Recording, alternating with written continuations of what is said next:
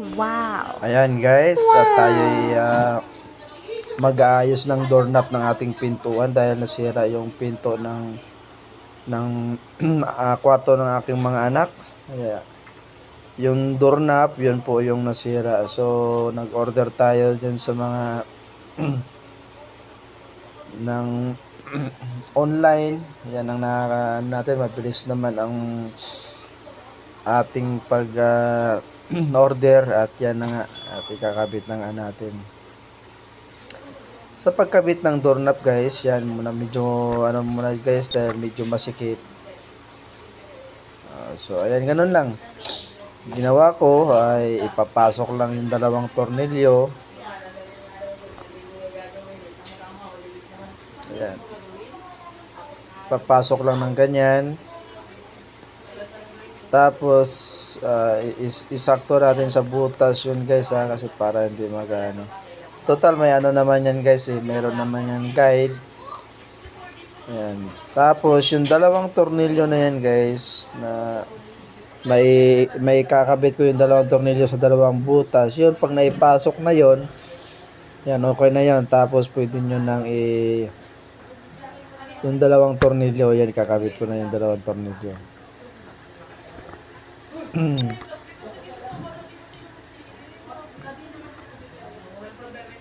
Ayan yun, yung dalawang tornilyo na yan.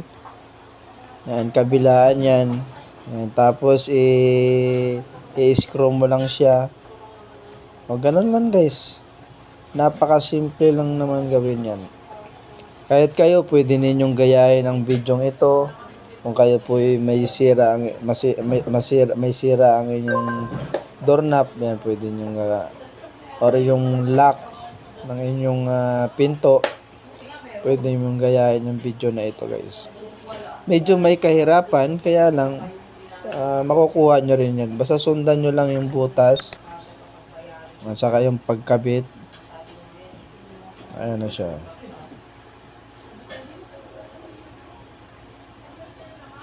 So ganun lang guys.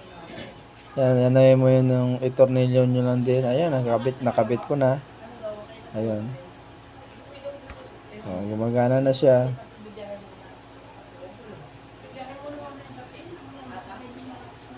Oh, di ba? Napaka-simple lang gawin, guys. Pag medyo masikip siya or maluwag, may adjustment naman 'yan. Kayo na lang po ang bahalang mag-adjust. Katulad niya sa akin ay yan, pinukpok ko muna para lumapad. Kasi medyo sumabit siya ng konti doon sa ano. Pero ngayon yan, pinukpok ko na siya. Ay okay na. So ayun guys, okay na. Thanks for watching. Bye bye.